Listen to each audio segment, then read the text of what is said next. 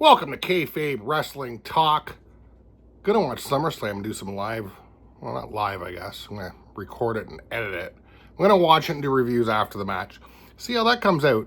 SummerSlam, I'm a little behind, but I'm gonna toss it on now, watch it, see how it goes. Not even sure what the first match is, but make sure you like and subscribe. Kayfabe Wrestling Talk. This is where you come to hear how wrestling should be talked about. Handsome Nick Hamlin here. Let's go SummerSlam 2026. Yeah! First match down. Io Sky versus Liv Morgan. Io Sky looked like unbelievable in this match. Hitting that moonsault to everybody on the outside of the ring. Hitting the Spanish fly. Hitting an Oblivion. Also flipping out of Oblivion, which is Liv Morgan's move. Incredible performance by Io Sky. Liv Morgan did her thing. I mean, this was the Io Sky show. Liv Morgan wins by hitting after Io Sky flips out of the Oblivion. Liv Morgan hits another Oblivion and wins. Incredible match, epic. A little bit of help from the new Intercontinental Champion Raquel Rodriguez, choke slamming Io Sky off the top rope while Roxanne Perez distracts the ref. Great match. This was Liv Morgan's getting her ass kicked and winning. Did a great job. I definitely did not think Liv was going to win, and she got the win. That was a fun match. Great way to start it. That's how you start a pay-per-view. Exciting match. Knockdown, drag out. Incredible. Liv Morgan's still the women's champion. Kayfabe Wrestling Talk, just about to watch the Usos and Jacob Fatu versus, what is it, LA Knight, Royce Keys, and Solo. Excited for this match. I just wanted to say Jacob Fatu's Samoan Wolverine mask, very cool. Great how he crawled out. I love the packaging. These are risky moves, these masks. They can look bad, but wow. Cool entrance. I'll be back in a second with if I like the match or not, though. Just ran back the Yeet game, and it actually was awesome. Nice, mockingly stuff. Enjoyable. I love Solo. Welcome to Kayfabe Wrestling Talk. I have too many podcasts. Just finished the Solo Royce Keys LA Knight match. It's just wrapping up. We got Solo shaking hands. Is he going to shake hands with LA Knight? I don't know. Is it going to happen? I don't know. Oh, they're going to raise their hands together. There it is. I don't know what this means for these three, but they just won, in my opinion, kind of an uneven match. Wasn't great. They had some cool stuff. Royce Keys hitting that power slam over the barrier into the timekeeper area was something I've never seen before. That was awesome. Him almost fub-lubbing that power slam off the top rope, but getting it done, that was pretty cool. Because it was cool, but the match seemed disjointed. Seems like not a lot of communication going on. I don't know. Wasn't my favorite match, wasn't my favorite outcome. Nothing cool happened. LA Knight gets the pin, which good for him. He never really gets anything at pay-per-views, so rock and roll. Oh, Solo's going for the handshake now with LA Knight. Is it going to happen? Or is Solo going to turn? I don't know. LA Knight does not shake. No, he gives him a hug. Oh my God, LA Knight gave Solo a hug.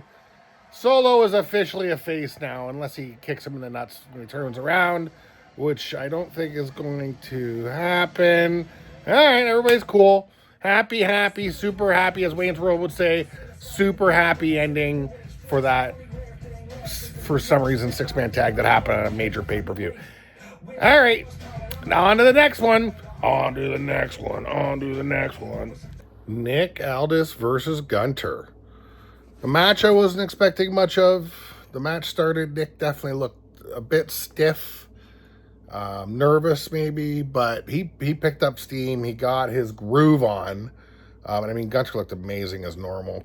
He can wrestle a broomstick, that guy. But once Nick Aldis got his groove, what a great match. Hitting the Bulldog Power Slam, one of my favorite moves.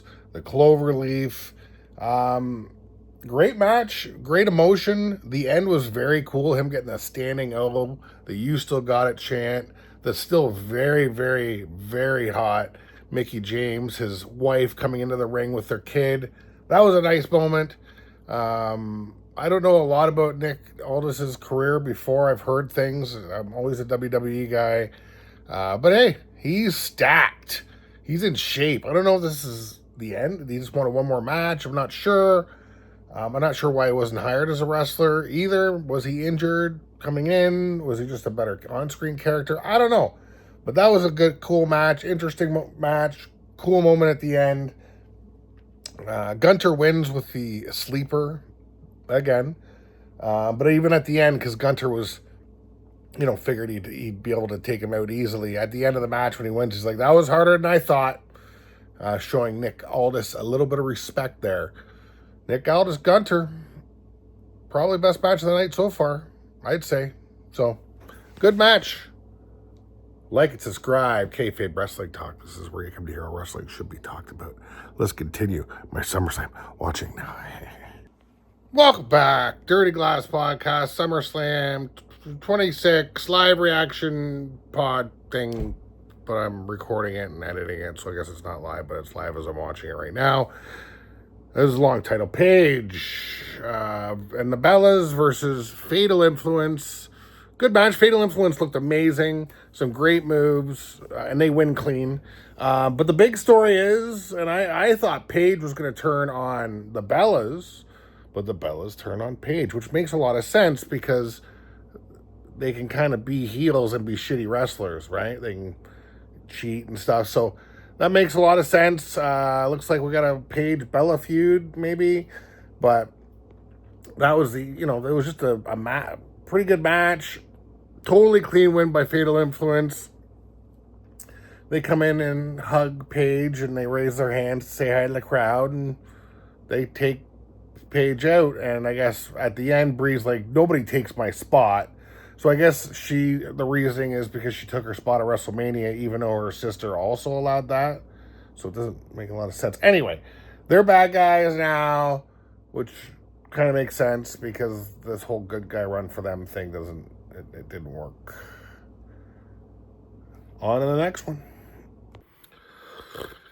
We got Cody Rhodes and CM Punk coming up. I guess it's not the main event. Are they doing the Oba versus Brock main event? I'm not really sure where they are in the card. Unusual, but I was talking earlier about Fatu's Wolverine mask, and Cody came out with a mask with his normal skull face thing, but it had the Street Fighter hair for a Street Fighter character. I know they're trying to sell it, but that was the lamest mask I've ever seen. Street Fighter's probably gonna bomb because of how goddamn corny it looks. I'm gonna see it in theater. But the hair thing, why? Anyway.